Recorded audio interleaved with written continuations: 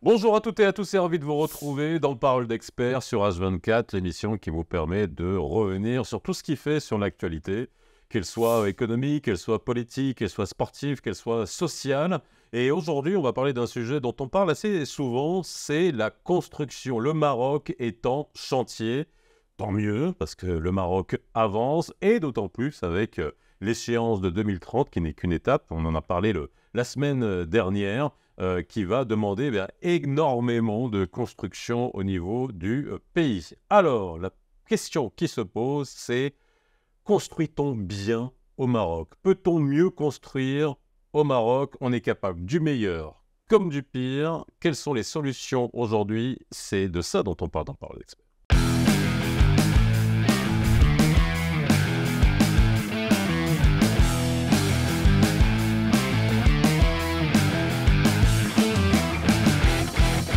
Et aujourd'hui, j'ai le plaisir de recevoir deux experts pour me parler de ce sujet. Et puis, on va voir quelles sont les solutions techniques et technologiques dans l'air du temps qui existent aujourd'hui. Vous verrez qu'on en a déjà parlé il y a quelques temps. Je vous renverrai vers l'émission qu'on a déjà faite.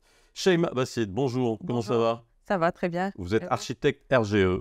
C'est ça. Voilà, vous allez nous expliquer tout à l'heure ce que c'est que RGE, parce que les acronymes, il y en a plein dans ce métier-là. Et Hassan El Jay, vous êtes ingénieur MS BIM. Ça aussi, pareil. Voilà, rien à voir avec la chaîne de... Non, pas rien à voir. Alors, merci d'être avec nous aujourd'hui. Et surtout, on va parler d'une bibliothèque numérique des matériaux. Voilà, ça qui s'appelle BIMOptech. On va y arriver dans quelques instants. Mais avant ça, déjà, architecte RGE, c'est quoi? Alors, architecte RGE, c'est un architecte reconnu garant de l'environnement. Reconnu garant de l'environnement. Garant de Ok, l'environnement. d'accord. Donc, il faut la formation initiale d'architecte, en plus d'une formation qui est complémentaire pour pouvoir porter ce titre.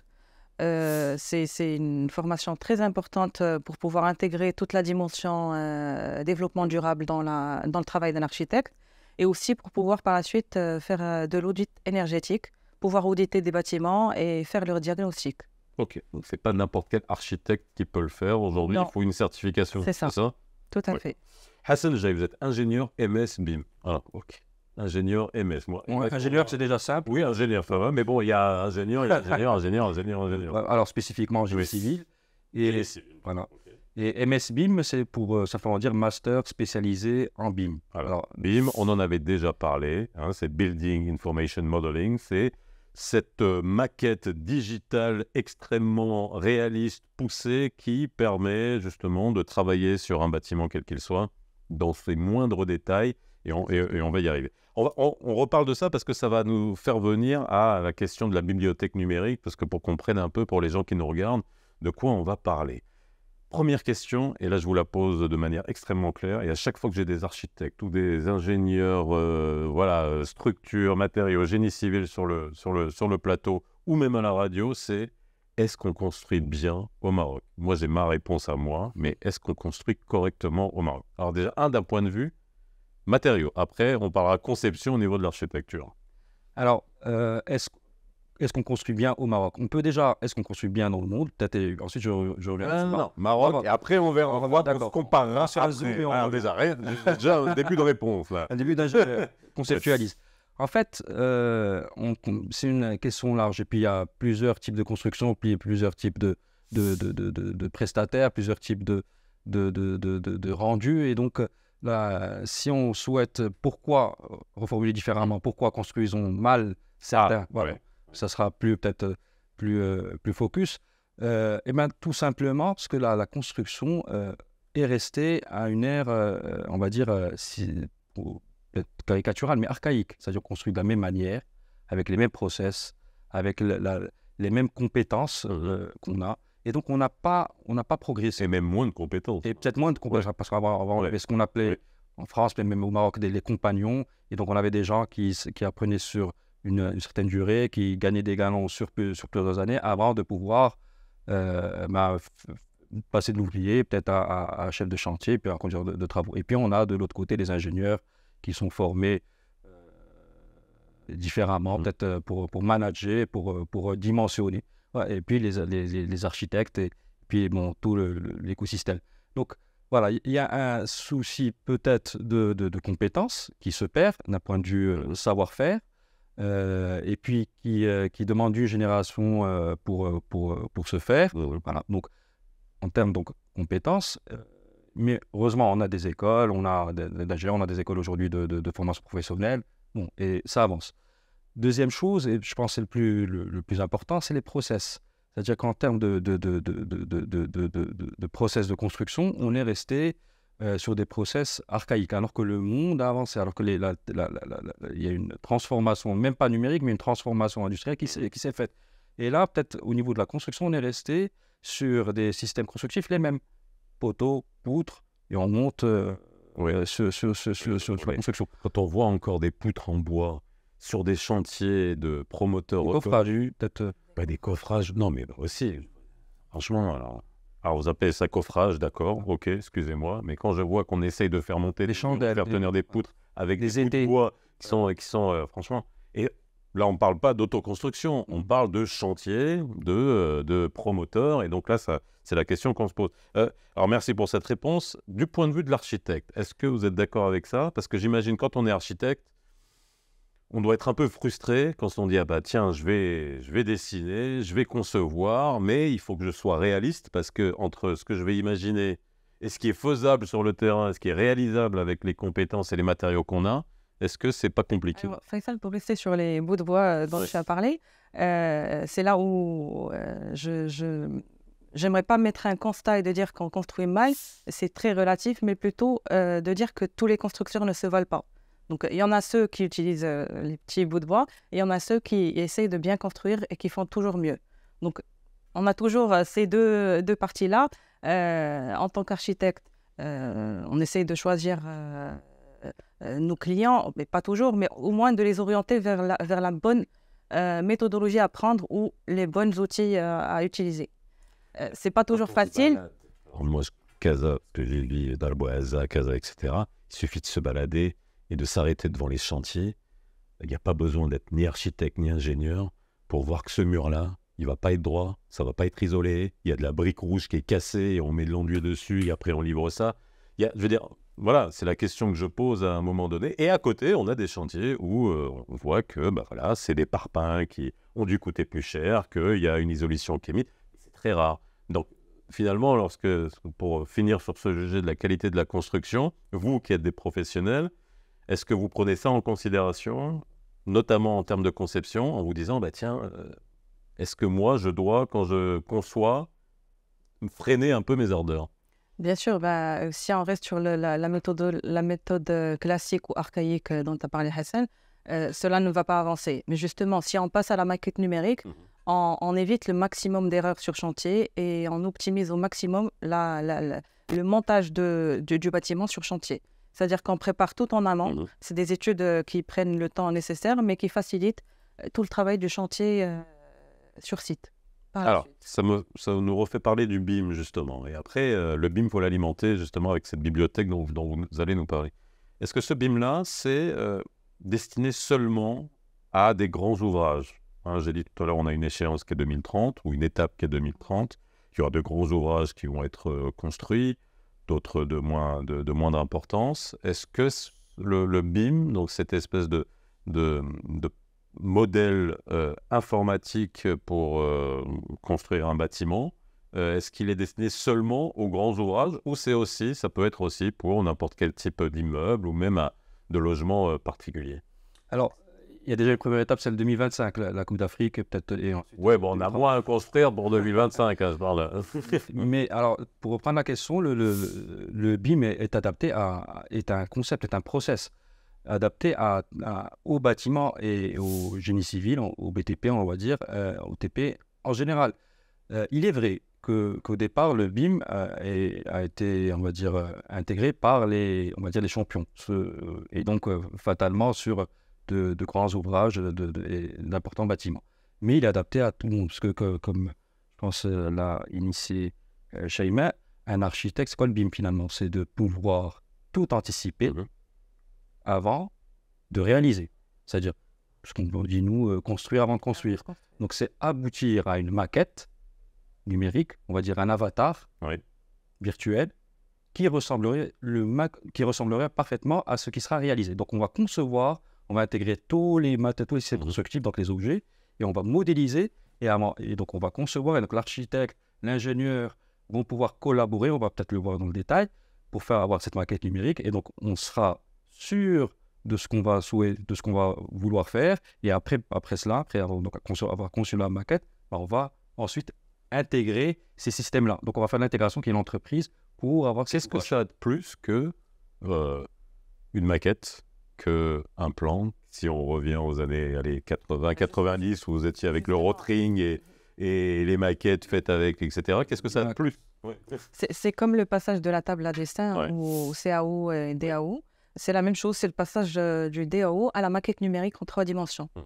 Tout l'intérêt, c'est qu'on a une maquette numérique en 3 dimensions, comme je viens de le dire, et aussi là où tous les intervenants du bâtiment, architectes, bureaux d'études, viennent donner de la data, de l'information dessus.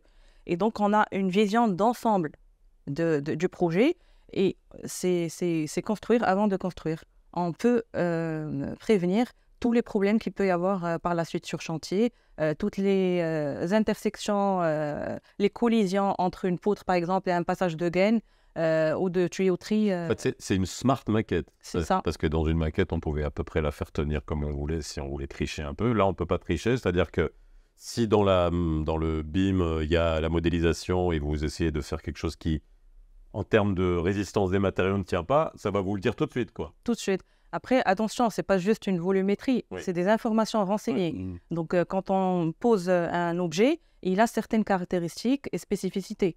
Un isolant, par exemple, on a son lambda, son coefficient thermique, l'épaisseur adéquate pour pouvoir isoler à un certain degré, et aussi, ça peut nous donner la valeur qu'on va gagner en termes d'énergie consommée. Alors, peut-être je vais répondre à cette histoire de résistance. En fait, la base du BIM vient des logiques industrielles, aéronautiques et automobiles. Aujourd'hui, on a pu faire des avions. On ramène les câbles du Maroc, le moteur de notre pays, vous imaginez peut-être un millier ou 10 milliers d'objets. Sans avoir fait une maquette physique. Sans avoir fait un prototype physique avec tous ces... Alors, c'est ce qu'on fait, on fait une maquette numérique et puis on intègre cet avion, on va faire de l'intégration et puis cet avion décolle. Donc, vous imaginez qu'on puisse faire ça pour un bâtiment qui est sur place. C'est le concept du digital twin, quoi. Alors, exactement, mais c'est basé sur le fait que l'ensemble de ces systèmes constructifs qui sont chacun faits avec un système, on va dire, logiciel différent. Donc là, tout ce qui est, ce que vous avez dit, tout ce qui est résistance, donc ça va être des logiciels de calcul de structure. Là, les lots techniques avec les lots architecturaux sur d'autres logiciels, les lots fluides sur d'autres logiciels, et puis ces logiciels communiquent. En fait, c'était ça la base. Ces logiciels communiquent. Il y a en fait l'ouverture des logiciels en termes d'interface, et donc ils communiquent, et donc on peut voir sur une seule maquette l'ensemble de ces lots intégrés. Et donc c'est pour ça qu'on peut voir les classes, c'est pour ça qu'on peut réaliser une maquette réelle. C'est-à-dire que si j'essaie de comprendre, je sais que vous comprenez, maintenant aujourd'hui, si vous n'êtes plus dans votre coin, enfin si, vous êtes chacun dans votre coin, mais vous travaillez tous sur le même projet. Voilà, c'est-à-dire que vous allez travailler sur la conception, etc. De l'autre côté, il y a les ingénieurs qui vont rajouter leur colonne sèche, etc. Paf, et puis tout ça va se mettre en... Les topographes vont rajouter la topographie. Voilà. Donc c'est exactement ça. Et donc c'est ce système-là ouvert qui a été convenu, donc, entre autres dans une organisation Building Smart, qui a pu faire qu'on a aujourd'hui une maquette, c'est pas pour le fun, c'est une maquette réelle avec on va dire sur la forme, sur l'architecture, mais également sur les éléments techniques qui sont dedans. Revenons à la question de l'émission, et après on parlera des matériaux, mais là on est en juste dernier point sur la conception et le process. Est-ce qu'avec ça, pourquoi on construit mieux avec ça? Pourquoi on peut mieux construire avec un tel process? Tu saurais C'est une question peut-être stupide, mais je me dis ok, d'accord, c'est mieux organisé, nickel, par truc. Mais bon, finalement, ça a accéléré, ça a sécurisé un certain nombre de choses. Mais est-ce qu'on va vraiment mieux je vais y aller point par point. Déjà de travailler sur la même maquette ou sur la même base, ça permet à tout le monde d'avoir la même information. La même information, la même base de travail. C'est pas comme si je travaillais sur mon fichier AutoCAD, par exemple, de mon côté, que je superpose sur le fichier du bureau d'études. Donc, des fois, il y a des décalages, il y a des petites erreurs dont on ne fait pas attention, alors que le fait de travailler sur la même maquette et de collaborer, c'est une maquette collaborative, ce qui est très important, permet de centraliser toutes les informations et d'avancer plus rapidement, plutôt que d'attendre le travail de l'autre par phase. Donc, c'est 3 phases en une seule, si on veut.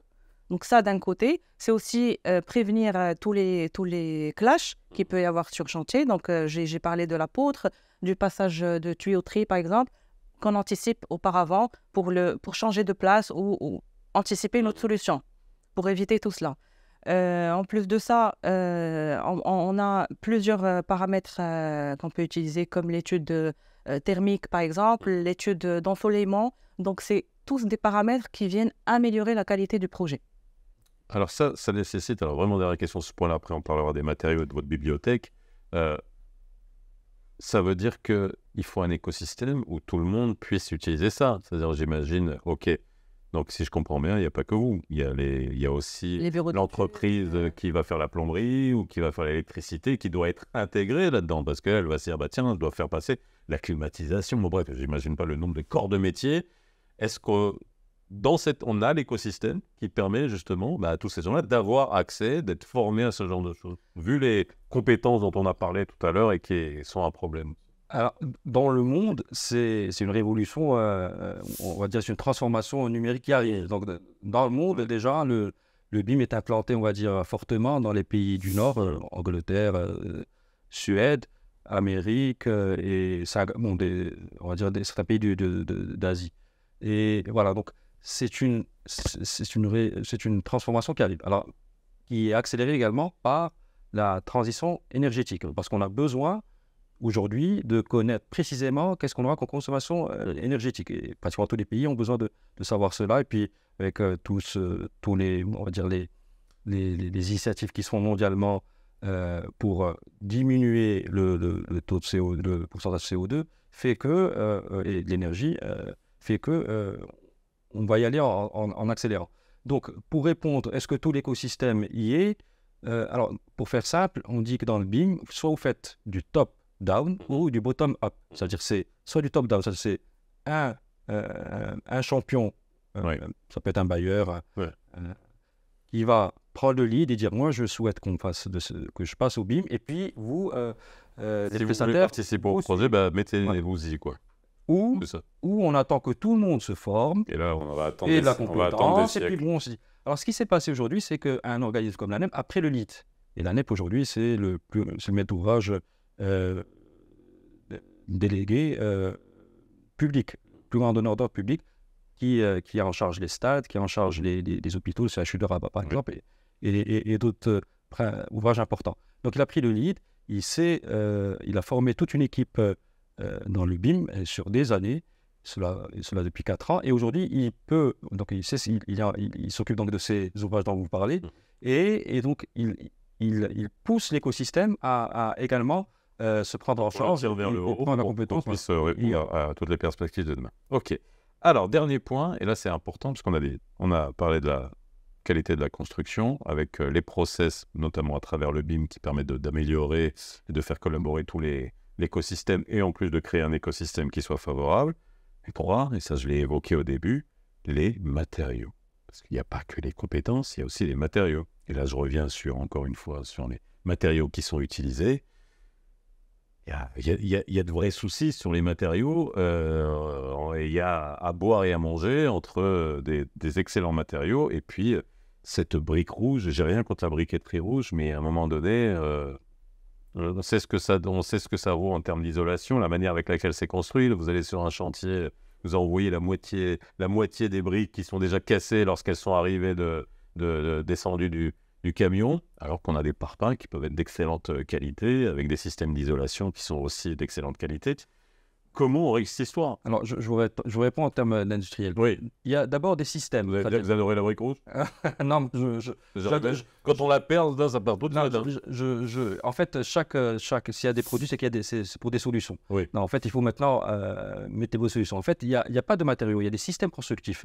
Vous voulez une performance en termes énergétiques, mais vous alignez un ensemble de matériaux pour en faire un système constructif, pour avoir justement le lambda de non-perte, on va dire, de thermie ou pour garder, on va dire, l'énergie à l'intérieur ou la chaleur à l'intérieur de bâtiments contraires. Et donc, on a un système. Maintenant, c'est les concepteurs qui doivent concevoir les systèmes constructifs de manière correcte. Et ensuite, une fois que c'est conçu de manière correcte, qu'ils soient bien mis en place sur les chantiers. Donc, le BIM... Il n'y a pas un mur droit au Maroc. Heureusement qu'il y a quand même des murs droits. Il y en a quelques-uns. On va juste faire le tour. Alors, je viens avec... Qui a un mur droit? Alors, allez voir votre mur, essayez de mettre une étagère, de faire dans un coin, etc. Vous allez voir que vous avez alors, droit. c'est souvent peut-être aussi lié à la compétence, pas forcément de certains, ce qu'on a dit au début. C'est qu'avant, on faisait des choses, on avait le temps de le faire, on le faisait bien. On fait peut-être un peu mal, mais je ne pense pas que ce soit aussi général. Ce qu'on peut dire, c'est la solution. C'est qu'aujourd'hui, il y a des solutions très simples. Avec le BIM, vous avez une maquette, vous avez un avatar, comme on l'a dit, vous pouvez visualiser, vous avez la maquette numérique, donc l'avatar, vous le superposez sur ce qui est réel, donc en cours de construction, une fois que vous l'avez fait, donc maintenant que vous êtes en train de construire, et vous pouvez voir, justement, juger, est-ce que réellement ce mur est droit ou pas. Et donc, aujourd'hui, il y a des solutions qui sont meilleures que revenons sur les matériaux. Et justement, ce qui est intéressant, c'est que vous avez lancé la première bibliothèque numérique des objets et matériaux de construction au Maroc. Et j'imagine que ça, justement, ça alimente le BIM, d'une certaine manière. Mais alors, vous avez appelé ça BIMobileTech. Alors, c'est quoi? Pourquoi c'est la première? Et quoi? C'est-à-dire que vous avez classé, identifié, fait une nomenclature sur tous les matériaux? Ça n'existait pas déjà, ça? Non? Alors, c'est la première bibliothèque numérique de matériaux et d'objets de construction qui vient rassembler tous les produits disponibles sur le marché marocain. Je dis bien disponibles sur le marché. Parce qu'on veut. C'est ça, disponible sur le marché. Non, mais ça, c'est important. Parce que je vous ai posé, vous, en tant qu'architecte, de dire ouais, je vais faire une double fond comme ça, je vais faire un truc comme ça avec une portance complètement truc. Oui, mais on n'a pas. Donc, ça va. Oui. Donc, effectivement, ça vient structurer le marché des produits de construction au Maroc, parce qu'aujourd'hui, on ne peut plus prescrire un produit qui n'existe pas. Donc, et surtout, dont on a l'équivalent au Maroc. Oui. Donc, on n'est plus obligé de faire appel à des marques ou à des produits qu'on ne retrouve pas au Maroc, alors qu'on a nos propres industriels qui les fabriquent et qui ont la même qualité ou spécificité, voire mieux. Donc, surtout en tant qu'architecte, acteur principal du bâtiment, dans mes prescriptions, dans mes DCE, dans mes CPS, quand je renseigne les produits que je veux... Pour les gens qui nous regardent, un CPS, non, mais dites-moi à moi, c'est juste pour... DCE, c'est quoi un DCE? C'est un dossier de consultation des entreprises. Dossier de consultation des entreprises. Un CPS, c'est un cahier des prescriptions spécifiques. Okay. Voilà. Okay. Donc, dans un appel d'offres, par exemple, on remplit un CPS pour lancer un appel d'offres. Donc, c'est des prescriptions, des descriptifs spécifiques du produit qu'on recherche, qui va servir au projet. Donc, aujourd'hui, pour revenir à la bibliothèque, elle rassemble tout, elle, surtout met en avant et donne plus de visibilité à tous nos industriels. Donc, déjà, c'est une fierté pour le Maroc. Et c'est aussi un gain de temps énorme, éviter les va-et-vient pour chercher l'information, trouver la fiche technique du produit, demander un devis. Donc, tout ça, c'est du passé. Donc, toujours dans la vision collaborative et d'optimisation des nouveaux projets de construction. Donc, si je comprends bien, c'est une bibliothèque numérique. Après, on pourrait se dire pourquoi ça n'a pas été fait avant. En tout cas, moi, je suis un peu loin, je me dis OK. Et deux, c'est encore une fois la question que j'ai posée tout à l'heure. On a parlé du BIM. Ça permet d'être interfacé, c'est-à-dire que cette bibliothèque, on a juste le nom du produit sans référence, ou on a toutes ces caractéristiques qui vont permettre justement de l'intégrer, de modéliser tout de suite en sachant sa résistance, sa densité, sa volumétrie. Là, on peut le mettre... En fait, la maquette numérique, donc c'est, pour faire simple, c'est une 3D.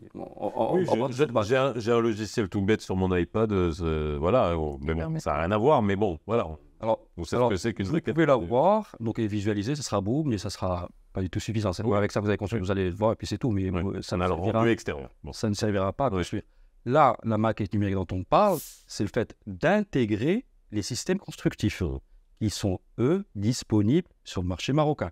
Donc, en fait, quand vous faites une intégration, quand vous mettez la brique rouge, Oui. avec l'isolation, et puis que vous avancez, que vous mettez de la peinture, que vous mettez le carrelage, que vous mettez votre béton, votre poutre, que vous finissez votre maquette, vous l'avez fait avec des matériaux disponibles. C'est pour ça qu'en fait, cette bibliothèque-là permet finalement d'avoir une maquette réelle. Parce qu'en fait, cette maquette est une intégration des matériaux disponibles. Donc, vous avez l'architecte a conçu, a imaginé, ou l'ingénieur a conçu des solutions techniques. Et en fait, ces solutions techniques existent parce qu'il les a prises sur une bibliothèque qui référencie tous les matériaux disponibles sur le marché marocain. Donc, en fait, qui est interfacé aussi avec le système d'information du fournisseur en question, de l'industriel en question, disons avec sa disponibilité et tout, etc. Enfin, quand je dis disponible, ok, il est au Maroc, mais dans la quantité, etc. Tout. Oui, parce que c'est eux en fait, qui managent leur, on va dire, une page blanche dans laquelle ils vont intégrer les matériaux qui sont disponibles. Donc, c'est heureusement qu'on a des industriels marocains qui ont quand même une disponibilité de matériaux qui couvrent une majorité des matériaux disponibles dont on a besoin sur les chantiers. Et c'est avec eux qu'on a pu faire cette bibliothèque. C'est-à-dire qu'on a ces industriels-là aujourd'hui qui peuvent déployer leurs solutions sur les ouvrages qu'on construit au Maroc. Alors, peut-être vous avez posé une question sur quelle est la différence peut-être bibliothèque numérique, et pourquoi elle existe ou elle n'existe pas. Elle existe que récemment. Dans le monde, il faut savoir qu'elle existe que depuis une dizaine d'années, au nord, on va dire nord d'Europe. Donc, c'est des bibliothèques, on a deux ou trois. La nôtre, d'abord, est la première nationale et la première africaine. Donc, on colle à la réalité de notre marché, on colle à la réalité de notre continent, et puis on colle à un besoin réel, celui d'avoir des produits marocains, d'abord qui puissent être prescrits au Maroc, et qu'on ne se dise pas qu'on n'a pas ces produits-là, par méconnaissance, qu'il n'y a pas de visite. Et éventuellement, peut-être aussi, on a aussi des possibilités de favoriser, en tout cas d'exposer ces matériaux-là pour des pays voisins, et puis des pays qui soient voisins au nord et au sud. Alors, pour finir, parce qu'on arrive à la fin de l'émission, alors vers quoi ça va évoluer, cette bibliothèque? Comment elle va vivre, finalement, dans l'avenir? C'est quoi les objectifs? Aujourd'hui, elle a démarré avec une vingtaine d'industriels. On va dire que c'est les pionniers dans leur domaine, mais bien sûr, elle est ouverte à tous les autres. Et l'intérêt, justement, c'est qu'elle s'agrandisse et qu'elle intègre tout l'écosystème de construction marocain. Quelle que soit la taille des industriels en question. Oui, bien sûr. Du moment qu'ils ont une offre à faire. Et puis, ce qui est important aussi, c'est cet écosystème-là, vous l'avez cité, ne peut vivre qu'avec l'ensemble des partenaires. Il y a les industriels, il y a les concepteurs, les architectes, les ingénieurs géomètres, les bureaux de contrôle, les bureaux d'études, les donneurs d'ordre publics et privés, les instituts de formation pour former, et puis les gars, ce qu'on peut appeler les piliers ou les garants. Vous avez tout d'abord la finance, les bailleurs, et vous avez ceux qui garantissent la pérennité en tout cas de votre investissement, les assurances. Et on a avec nous le CH Bank et Sanlam, qui dès le départ ont favorisé, ont soutenu cette initiative et qui sont avec nous aujourd'hui. Donc ça veut dire qu'ils ont un intérêt pour pérenniser et assurer, parce que c'est la confiance qui finalement... Ce qu'on a omis de dire aussi, c'est que c'est une plateforme interprofessionnelle, très important. La première marocaine, la première interprofessionnelle. Elle est ouverte qu'aux professionnels. Donc c'est... Oui, je ne vais pas m'amuser, moi. on est bien d'accord. Merci beaucoup, en tout cas, sur ce sujet qui est extrêmement intéressant. Donc vous ferez votre opinion. Est-ce qu'on va mieux construire au Maroc? En tout cas, ça peut le permettre et on l'espère. Merci d'avoir été avec nous. N'hésitez pas à nous envoyer vos commentaires, vos questions et les sujets que vous avez envie qu'on traite pour vous dans Parole d'Expert sur H24. Et on se retrouve très bientôt. Bye bye.